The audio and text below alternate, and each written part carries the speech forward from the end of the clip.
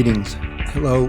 Welcome to our series of weekly devotionals. This week we're taking a look at some verses in chapter 1 of the book of Proverbs. Last Sunday, we were here on Sunday morning setting up for worship, and our music director, Anthony, was stepping up into the pulpit to check some things about camera angles or audio or something. And I joked with him that you're not allowed to be up there. Of course, I don't really care, but it's true that in a lot of religious traditions, they teach that the pulpit is only reserved for, authorized ministers. And certainly growing up in the Catholic Church, as I did, the altar space, the chancel, was reserved only for certain individuals. And it reminded me of a story I read a couple of days ago from a woman pastor who had a similar experience in the church of her upbringing. When she was a young child, one Sunday after choir practice, she rushed up into the pulpit to see what the view was like. And the women in the choir were horrified, and they shushed her out of the pulpit. They said, honey, you don't belong up there. Don't you ever go up there again. And she later learned, as she became a teenager, that her denomination, the church of her childhood, did not even allow women pastors, women preachers in their churches. And I mention this because of the particular voice that is given to wisdom in this chapter of the book of Proverbs. Wisdom cries out in the street. In the squares, she raises her voice. At the busiest corner, she cries out. At the entrance of the city gates, she speaks.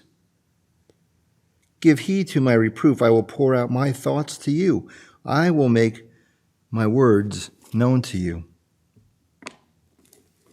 Wisdom personified as a woman.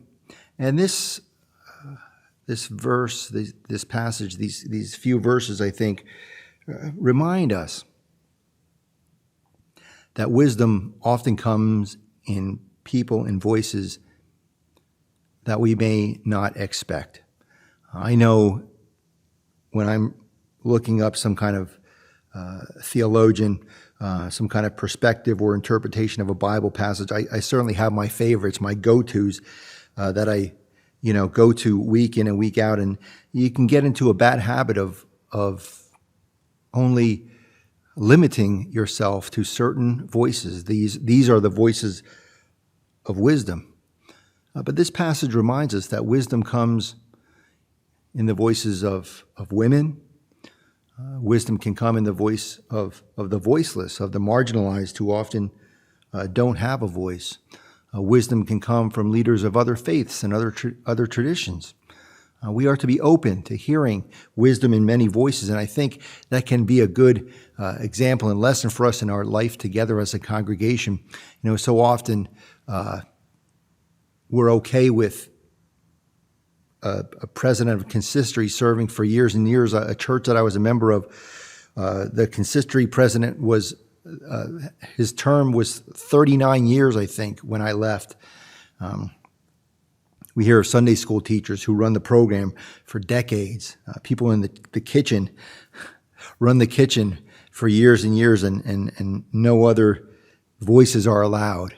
And that's just not good practice, and it's not biblical. Following God, being a community of faith, we are to open ourselves to the wisdom of many different voices. And that is truly the wisdom of God. Amen.